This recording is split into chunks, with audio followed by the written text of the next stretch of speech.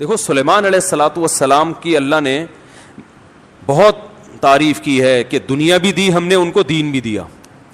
دین تو سارے پیغمبروں کو ملا، مگر سلیمان علیہ السلام کو جیسی دنیا ملی ایسی نہ ان سے پہلے کسی کو ملی نہ ان کے بعد کسی کو ملے گی. اتنی دنیا اللہ نے سلیمان علیہ السلام کو دی کہ سلیمان علیہ السلام نے اللہ سے دعا مانگی تھی، اللہ مجھے ایسی بادشاہت دے کہ میرے بعد کسی کو نہ ملے. تو بس یہ تو انتہا ہو گئی نا بھائی، قیامت تک کسی کو نہ ملے، ایسے پاکستان کے کسی صدر کو بھی نہ ملے، ایسی حکومت چاہیے. حکومت مراد یعنی اتنے وسائل چاہیے. تو اللہ نے سلیمان علیہ السلام کے ماتحت ہواؤں کو کر دیا، اور سمندر کے ہیرے جواہرات جو بھی قیمتی پتھر تھے وہ جنات نکال کے لاتے تھے، جنات کو تابع بنا دیا. اتنی زبردست حکومت. لیکن موت کا منظر بڑا عجیب. میں پہلے سوچتا تھا یا اللہ تو نے سلیمان علیہ السلام کو اس طرح سے کیوں موت دی ہے؟ لاٹھی ہاتھ میں، اپنی شاہی کرسی پہ بیٹھے ہوئے، اور جنات کے ذریعے تعمیرات کروا رہے ہیں عمارتوں کی.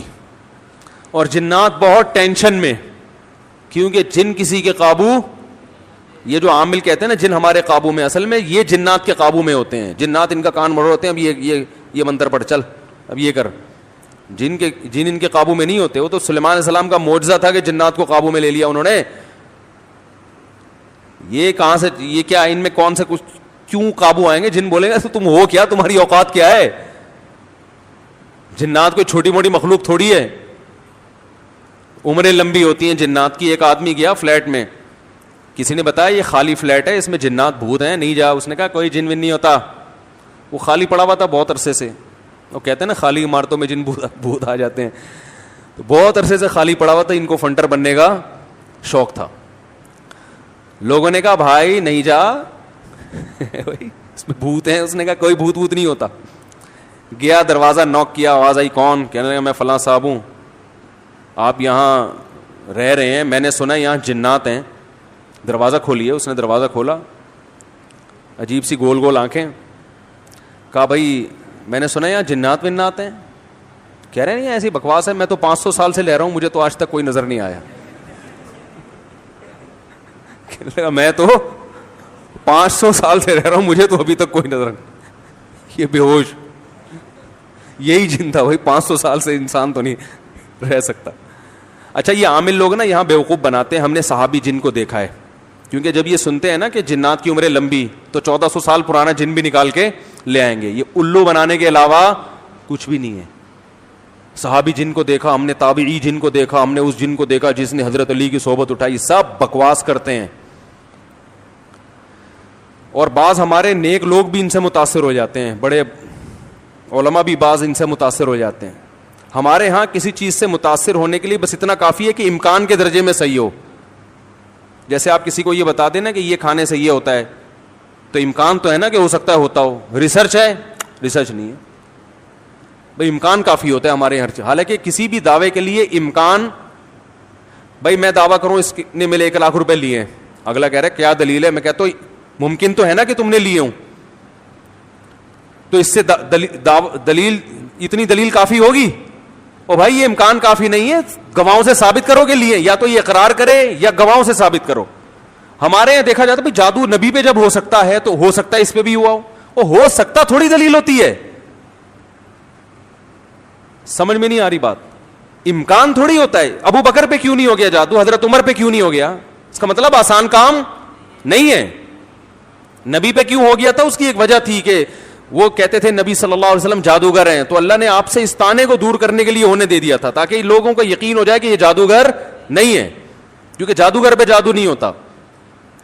اس میں حکمتیں نہیں، ورنہ یہ آسان کام نہیں ہے بیٹھے ہوئے کچھ بھی سانس کو بہو سے لڑا دیا. اپنی حرکتیں ٹھیک نہیں ہوتی،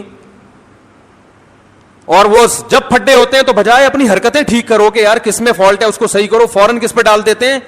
ایک نئی جنگ چھیڑ دیتے ہیں. نند نے لڑوایا ہمیں، یہ نند نے ہمارے گھر میاں بیوی میں کیا کروایا؟ پھڈا. خود اپنی حرکتیں ٹھیک نہیں ہیں، ڈال کس پہ رہے ہیں؟ کوئی جٹھانی پہ ڈال دے گا، کوئی نند پہ ڈال. ایک نیا جنگ. اب نند سے پہلے 2 آپس میں لڑ رہے تھے، اب تیسری جنگ بھی شروع کہ اس نے کیا ہے. تو سلیمان علیہ الصلوۃ والسلام بیٹھے ہیں, اللہ نے دیکھو اتنی طاقت اور قوت دی کہ جنات کو آپ کے تابع بنا دیا. قرآن کہہ رہا ہے جنات سخت ٹینشن میں محنت مزدوری کا کام کر رہے ہیں اور عمارتیں بنا رہے ہیں. یہ جو احرام مصر ہے عین ممکن ہے حضرت سلیمان علیہ السلام کی تعمیرات ہوں. اتنی ٹینشن میں جنات, اور ادھر سلیمان علیہ السلام ایسے عصا ہاتھ میں لے کے بیٹھے ہوئے ہیں. اور قرآن کہتا ہے فلما قضینا علیہ الموت, ہم نے موت کا فیصلہ کر دیا. کیسے عجیب انداز ہے. ارے بھائی یہ تو بادشاہ پہلے بیمار ہوتے, اپنا جانشین کسی کو بنا کے جاتے, اور ان کی تو صحت بھی ایسی کہ حدیث صحیح بخاری میں 100 بیویاں ہیں. بھائی کمزور آدمی تو تصور صحیح کیا ہو جائے گا, ڈپریشن میں چلا جائے گا. کیا خیال؟ تو کیا خاندانی صحت ہوگی. پیغمبروں کو تو اللہ نے ویسے ہی بہت قوت دی ہوتی ہے, قابل رش صحت ہوتی ہے پیغمبروں کی. جنگ میں کمانڈر رہے ہیں, لڑائیاں لڑی ہیں جنگوں میں, اتنی زبردست صحت. اور بھائی آپ کی موت سے پہلے تو اللہ آپ کو بیمار کرتا, پھر علاج ہوتا, پھر طویل عرصہ, پھر بھائی نہیں بس اللہ نے موت دینی تھی تو دے دی, ایسے ہوتا نا. نا نا نا نا. اور پھر اتنی جائیدادیں, اتنا سب کچھ, تو پہلے اس کا سارا کیا کر لیتے, بانٹ بوٹ لیتے, جانشین بنا لیتے, میرے بعد یہ میرا خلیفہ ہے, یہ فلانا ہے, ڈمکانا ہے. ہو سکتا ہے سب کو یقیناً کیا ہوگا پہلے سے آپ نے, لیکن ہمارے ہاں یہ سارے کام کیے جاتے ہیں جب موت کے آثار ظاہر ہونا شروع ہو جائیں. ادھر قرآن کہہ رہا ہے فلما قضینا علیہ الموت, ہم نے سلیمان کو موت دینے کا ارادہ کیا. اور کس وقت؟ جب وہ بیٹھے ہوئے تعمیراتی کام کروا رہے ہیں جنات کے ذریعے اور انسانوں کے ذریعے. اور اللہ فرماتے ہیں ایسے فرشتہ آیا, روح نکال کے چلا گیا. انبیاء کا جسم موت کے بعد بھی خراب نہیں ہوتا. مرزا غلام احمد قادیانی کی قبر کھول کے دیکھو, اگر ایک ہڈی بھی بچی ہوئی ہے نا, ایک ہڈی بھی اس کمبخت کی باقی ہے, تو جو سزا دینا چاہو آپ دے سکتے ہو. سمجھ رہے ہو؟ نبی کی کا جسم کبھی بھی خراب نہیں ہوتا. قادیانی ہو سکا اس کی ایک دفعہ قبر کھول کے دنیا کو دکھا دو بس تم. انبیاء کا جسم خراب نہیں ہوتا. تو قادیانی ہو سکتا ہے یہ گستاخی کریں کہ نبی صلی اللہ علیہ وسلم کی تو قبر کوئی کھول نہیں سکتا. تو بھائی نبی صلی اللہ علیہ وسلم کو ہم بھی نبی مانتے ہیں اور آپ بھی نبی مانتے ہیں, اور آپ پر تو اجماع ہے, بلکہ اس کو تو غیر مسلم بھی مانتے ہیں کہ آپ کی باڈی خراب نہیں ہوئی ہے, اس لیے کہ آپ صلی اللہ علیہ وسلم کے جسد اطہر کو قبر مبارک سے نکالنے کی بہت زیادہ کوششیں ہو چکی ہیں ماضی میں, غیر مسلموں نے کی ہیں سرنگیں بنا بنا کے. اس کا مطلب ان کو بھی پتا تھا کہ جسم کیا ہے, سلامت ہے. تو انبیاء کا جسم کبھی بھی خراب نہیں ہوتا. تو قرآن کہہ رہا ہے ادھر ٹیک لگا کے بیٹھے ہوئے ہیں سلیمان علیہ السلام, جسم سے روح نکلی ہے, اور پتہ نہیں کتنے دنوں تک اسی طرح ایسے ہی رہے ہیں. وہ چونکہ اس طرح سے ٹیک لگی ہوئی تھی کہ گرے نہیں ہیں. اب دیمک نے کھانا شروع کیا سلیمان علیہ السلام کی لاٹھی کو. ما دلہم علی موتہ الا دابۃ الارض تأکل من سأتہا. اللہ فرماتے ہیں زمین پر رینگنے والے کیڑے نے جب لاٹھی کو کھانا شروع کیا ہے, تو کتنے دن لگتے ہیں کیڑے کو لاٹھی کو کھانے میں. تو جب لاٹھی کو اتنا کھا لیا کہ بیلنس آؤٹ ہو گیا, تو سلیمان علیہ الصلوۃ والسلام زمین پر گر پڑے. پھر جنات کو پتا چلا کہ بھائی ان کا تو بہت دن پہلے انتقال ہو چکا ہے. اللہ فرماتے ہیں کہ اگر جنات کو پہلے سے پتا ہو جاتا کہ ان کی موت واقع ہو چکی ہے, ما لبثوا فی العذاب المہین, تو اتنی سخت ٹینشن میں جو انہوں نے دن گزارے اس ٹینشن میں وہ دن نہیں گزارتے. جیسے ہی جنات کو پتا چلا کہ ان کا انتقال ہو گیا, جس نے جہاں اینٹ لگائی تھی نا وہیں چھوڑ کے بھاگ گیا. ان کو پتا تھا قیامت تک کوئی عامل کا باپ بھی مجھے قابو نہیں کر سکتا. جو کنسٹرکشن کا کام جہاں تک تھا نا وہیں سے جنات نکل لیے. ورنہ سلیمان علیہ السلام 2-4 عاملوں کے ذمہ لگا کے چلے جاتے, بھائی میں کسی بھی وقت دنیا سے جا چکا ہوں, جا سکتا ہوں, تو ان کو ذرا پکڑ کے واپس لانا, جو 2-4 اینٹیں رہ گئی وہ تو لگا دیں ہیں بھائی. یہ قرآن کے الفاظ بیان کر رہا ہوں. ما لبثوا فی العذاب المہین. اللہ فرماتے ہیں کہ جنات کو پہلے سے پتا ہوتا نا کئی دن پہلے ان کا انتقال ہو چکا ہے, تو یہ اتنی سخت ٹینشن میں نہ ہوتے. وہ تو یہی دیکھ رہے ہیں ہماری نگرانی کر رہے ہیں ایسے, کیونکہ چہرہ بھی بالکل اسی طرح, چہرے پہ رونق اسی طرح جیسے زندگی کے آثار ہوتے ہیں, بالکل وہی کنڈیشن. سوال پیدا ہوتا ہے, دیکھو اللہ کے ہر کام میں حکمت ہوتی ہے کہ نہیں ہوتی؟ دیکھو ہمارے نبی صلی اللہ علیہ وسلم نے میدان جنگ میں شہادت کی بہت تمنا کی ہے, لیکن آپ کو میدان جنگ میں شہادت نہیں ملی, کیونکہ حکمت کے خلاف ہو جاتا. لَوَدِدتُّ أَنْ أُقْتَلَ فِي سَبِيلِ اللَّهِ ثُمَّ أُحْيَا ثُمَّ أُقْتَلَ ثُمَّ أُحْيَا ثُمَّ أُقْتَلَ ثُمَّ أُحْيَا ثُمَّ أُقْتَلَ. آپ صلی اللہ علیہ وسلم نے فرمایا میری یہ خواہش ہے, میری یہ چاہت ہے. لَوَدِدتُّ کا معنی ہوتا ہے بہت زیادہ چاہت. لَأَحْبَبْتُ نہیں فرمایا, لَوَدِدتُّ. مودت محبت سے اوپر کا درجہ ہے. میری بے پناہ خواہش ہے کہ میں اللہ کے راستے میں اقتلو, قتل کر دیا جاؤں, پھر زندہ کیا جاؤں, پھر اللہ مجھے میدان جنگ میں جانے کا موقع دے, پھر قتل کیا جاؤں, پھر زندہ کیا جاؤں, پھر قتل کیا جاؤں, پھر زندہ کیا جاؤں, پھر قتل کیا جاؤں. یعنی یہ شہادت اتنی پیاری چیز ہے کہ مجھے ایک دفعہ نہیں چاہیے, کم سے کم 4 دفعہ چاہیے. یہ کتنی تمنا نبی صلی اللہ علیہ وسلم کی. ظاہر ہے آپ خود دیکھو, جو اللہ کے لیے جان دے رہا ہو اور وہ ربی غیرت والا ہو تو وہ چھوڑ دے گا ایسے ہی؟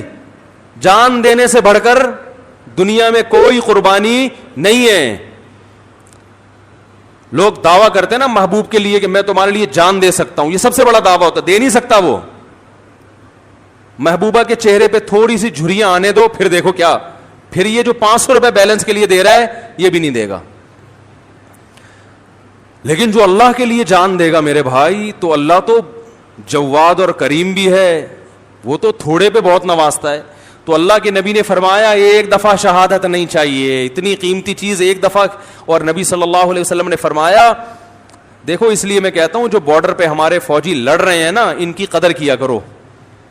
یہ ہماری زندگیوں کے محافظ ہیں.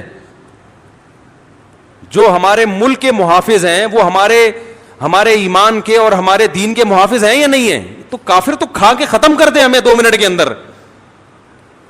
جو شہادت دینے والا ہے اس کو ہلکا مت سمجھو. جو بھی جہاں بھی اللہ کے لیے لڑ رہا ہے, مسلمانوں کا دفاع کر رہا ہے, اللہ کے ہاں اس کا مقام ہلکا نہیں ہے, بہت بڑا مقام ہے. ہم تو باتیں کر رہے ہیں, جو پریکٹیکلی لڑ کہیں بھی ہو دنیا میں, جو بھی اللہ کے لیے لڑ رہا ہے, اللہ کی نظر میں اس کا مقام کم نہیں ہے, بہت بڑا مقام ہے. تو نبی صلی اللہ علیہ وسلم نے فرمایا قیامت کے دن شہید کو لایا جائے گا, اسے جنت کی نعمتیں دی جائیں گی. اللہ اس سے پوچھیں گے بچا تجھے کچھ اور چاہیے؟ وہ کہے گا اللہ تو نے ساری نعمتیں مجھے دے دیں, جنت میں حوریں مل گئیں, شہد کی نہریں مل گئیں, دودھ کی نہریں مل گئیں, اور کیا چاہیے؟ الم تبیض وجوہنا, تو نے ہمارے چہروں کو کیا کر دیا؟ سفید. اللہ کہے گا پھر بھی؟ تو کہے گا ایک تمنا ہے اگر تو دے سکتا ہے. یعنی دے سکتا کا مطلب تیرے قانون کا حصہ ہے کہ تو وہ دے گا لوگوں کو. وہ تمنا یہ ہے کہ اللہ دنیا میں دوبارہ بھیج, دوبارہ تیری راہ میں لڑوں اور دوبارہ قتل کیا جائے مجھے, کیونکہ جو تیری راہ میں مرنے کی لذت تھی وہ لذت جنت میں حاصل نہیں ہو رہی. وہ ایک الگ ہی چیز ہے نا. یہ احساس انسان کو بڑا کر دیتا ہے کہ میں کس کے لیے جان دے رہا ہوں؟ اللہ کے لیے. تو وہ مزہ نہیں ہے. یہ جسمانی لذتیں ہیں جو جنت میں آ رہی ہیں, وہ لذت تھی روحانی, وہ لذت نہیں ہے. تو 4 دفعہ نبی صلی اللہ علیہ وسلم نے شہادت کی تمنا کی ہے کہ بار بار یہ عمل ہو, اور آخر ختم کس پر کیا؟ ثم اقتل. ہم ہوتے ہم کہتے ہیں اللہ میرا دل چاہتا ہے میں تیری راستے میں قتل کیے جاؤں, پھر شہید کیے جاؤں, پھر قتل کیے جاؤں, قتل کیے جاؤں, پھر زندہ کیے جاؤں, پھر قتل کیے جاؤں, پھر زندہ کیے جاؤں, پھر قتل کیے جاؤں, پھر زندہ کیے جاؤں, پھر قتل کیے جاؤں, پھر زندہ کر کے چھوڑ دیا جاؤں. اینڈ کہاں ہوتا ہمارا بھائی؟ ہے بھائی کہ پھر 4 دفعہ شہادت کا ثواب حاصل کر کے پھر اپنی لائف کو میں کیا کروں گا بھائی؟ انجوائے کروں گا. نا نا نا نا. نبی نے ختم کہاں کیا؟ بولو بھائی, قتل پہ. اینڈ کیا ہونا چاہیے؟ تیری راہ میں قتل. تیری راہ میں قتل, انجام یہاں ہونا چاہیے.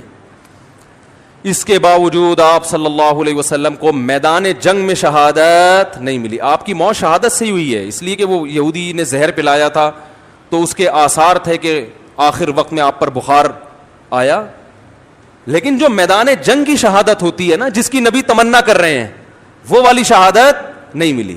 کیوں؟ حکمت تھی کہ اگر آپ کی میدان جنگ میں شہادت ہوتی تو غیر مسلم کافر یہ کہتے کہ آپ اپنے مشن کو مکمل کیے بغیر دنیا سے چلے گئے. تو آپ آخری نبی ہیں, آخری نبی جب تک اپنے مشن کو مکمل نہیں کر لیں گے تو اس وقت تک آپ پر موت واقع نہیں ہو سکتی. اور یہ طبعی موت میں ہو سکتا ہے, کیونکہ جب طبعی طور پر انسان کی موت واقع ہوتی ہے اس کو وصیت کا موقع ملتا ہے, اسے سب جو ہے نا سارے کام کرنے کا, سمیٹنے کا موقع ملتا ہے.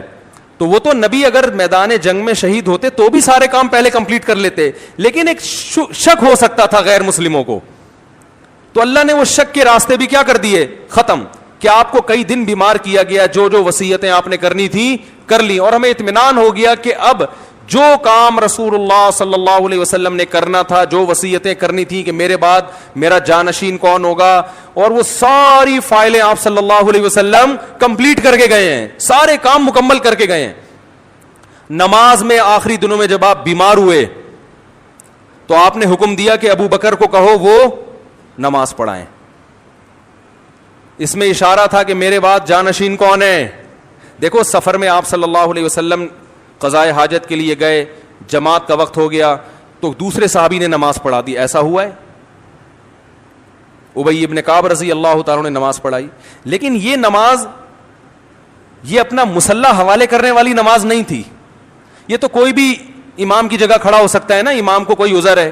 سفر میں ایسا ہے, آپ صلی اللہ علیہ وسلم سفر میں قضائے حاجت کے لیے تشریف لے گئے, پیچھے نماز کا ٹائم تھا تو حضرت ابی ابن کعب نے نماز پڑھائی, اور جب نبی تشریف لائے تو انہی کی اقتدا میں آپ نے نماز بھی پڑھی. مگر اس سے یہ ثابت نہیں ہوتا کہ آپ کے بعد آپ کے جانشین کون ہیں, یہ صحابی ہیں, نا. لیکن جب مرض موت میں مستقل امام بنانے کی ضرورت ہے کہ اب آپ بیمار ہو گئے ہیں, تو صحابیات کہہ رہی ہیں, نبی نے فرمایا مرو ابا بکر فلیصلی بالناس, ابو بکر سے کہو کہ لوگوں کو نماز پڑھائیں. صحابیات نے کہا, امی عائشہ نے کہا یا رسول اللہ میرے والد ابو بکر کمزور دل کے نرم دل کے ہیں, وہ آپ کے مصلی پہ آپ کو غیر موجود دیکھ کر برداشت نہیں, عمر سے کہہ دیں وہ پڑھا دیں, وہ کیا ہے مضبوط, وہ پڑھا دیں گے. ایسے موقع پہ آپ صلی اللہ علیہ وسلم یہ کہہ سکتے تھے کہ بھئی سفر میں کسی نے بھی پڑھا دی تو اس میں بحث کرنے کی کیا ضرورت ہے, میری طبیعت خراب ہے کوئی بھی آ جائے ہے بھائی, کسی کو بھی کہو نماز پڑھا دے. نا نا نا نا نا, آپ کو پتا تھا آج جس کو مصلی پہ کھڑا کر دیا تو قیامت تک کے لیے اسٹیمپ لگ جائے گی کہ نبی کا جانشین کون ہے. بولو بھائی یہ ہیں. تو آپ صلی اللہ علیہ وسلم فرمایا نا نا نا ابو بکر سے کہو. پھر امی عائشہ نے فرمایا, حالانکہ امی عائشہ کو تو خوش ہونا چاہیے نا, ان کے تو والد ہیں, لیکن وہ دیکھ رہی ہے کہ رقیق القلب ہیں, اور اللہ کے نبی ابو بکر کے علاوہ کسی اور کو قبول, بولو بھائی نا. تو یہ اتنا جو موقع ملا, آپ نے فرمایا پھر سب ازواج کو ڈانٹ لگائی آپ صلی اللہ علیہ وسلم نے کہ تم ایسے ہی مجھ سے جھگڑا کر رہی ہو جیسے یوسف علیہ السلام کے دربار میں جو عورتیں جھگڑ رہی تھیں. تو پھر آرڈر دیا کہ نہ ابو بکر کے علاوہ کوئی بھی نہیں. تو اگر آپ میدان جنگ میں شہید ہو جاتے اچانک تو یہ ساری حکمتیں کیا ہو جاتی, فوت ہو جاتی.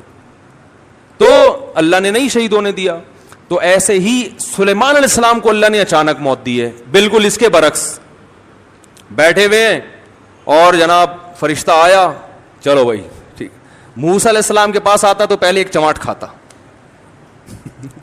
حدیث میں آتا ہے ہر پیغمبر, دیکھو جتنے بھی علماء ہیں نا, ہر ایک کا مزاج دوسرے سے مختلف ہوتا ہے. مزاج کو دیکھ کے کبھی فیصلہ نہ کیا کرو یہ صحیح ہے یہ غلط ہے.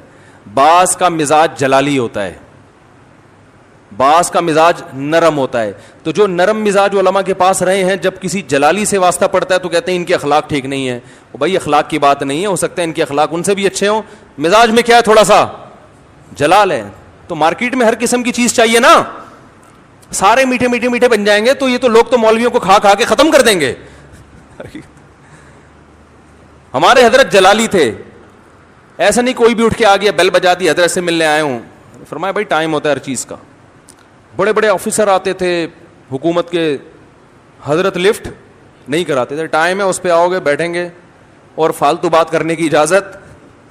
حضرت کے پاس تو بات کرنے سے پہلے آدمی سوچتا تھا, اس لیے کہ وہ کام تھا ان کا, سارا دن مصروف تھے. اگر وہ اس طرح سے بیٹھ جاتے ٹھیے لگا کے, لوگ تو آئیں گے, لائن لگے گی. اور بعض علماء کیا ہوتے ہیں, وہ ذرا جمال ان کی طبیعت میں غالب ہوتا ہے. آپ نہیں آئے تو خود آپ کے گھر پہنچ جائیں گے, بھائی بہت دن ہو گئے اب تک آئے کیوں نہیں آپ, ہے بھائی. تو یہ ڈیزائن ہے, چلتا ہے. بدگمان نہ ہوا کرو, شریعت پہ اگر چل رہے ہیں نا تو بس صحیح ہے. تو موسیٰ علیہ السلام تھے کیا, جلالی. حدیث میں آتا ہے ان کے پاس فرشتہ آیا انسانی شکل میں. موسیٰ علیہ السلام نے پوچھا کیسے آنا ہوا, کون ہو بھائی؟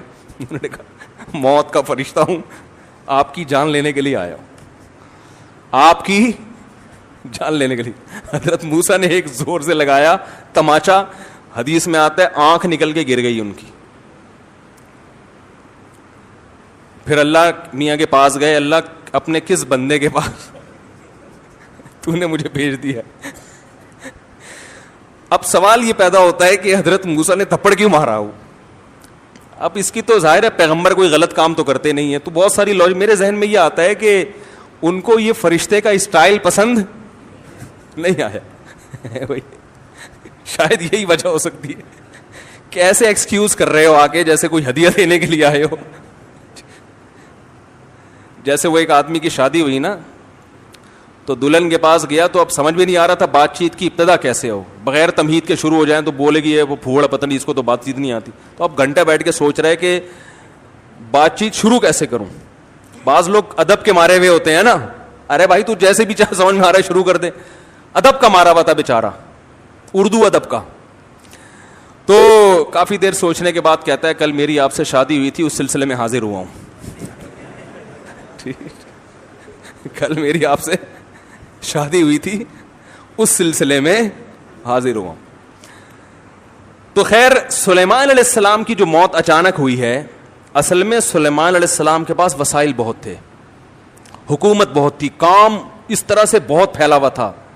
تو ان کو اس طرح سے اچانک موت دے کے اللہ نے بتا دیا کہ تم اس خوش فہمی میں نہ رہو کہ تمہاری بچیوں کی ابھی شادی نہیں ہوئی ہے تو پہلے ان کی شادیاں ہو جائیں گی, بچے اپنے پاؤں پہ کھڑے ہو جائیں گے, ابھی تو تم نے کمیٹی ڈالی ہے وہ نکلے گی, پھر تم کمرشل پلاٹ خریدو گے, ہیں بھائی.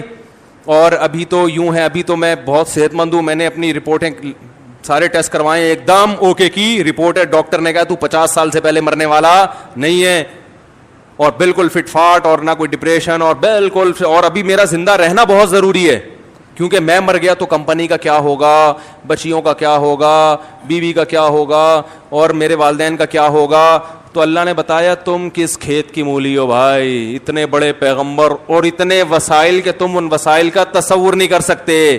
میں نے جب ارادہ کیا تو ان سے مشورہ نہیں لیا, بیٹھے بیٹھے موت دے دیے, سارے کام ادھورے, سارے پروجیکٹ, وہ جو اینٹ جہاں رہ گئی تھی نا آخری, جن وہ چھوڑ کے بھی بھاگا ہے.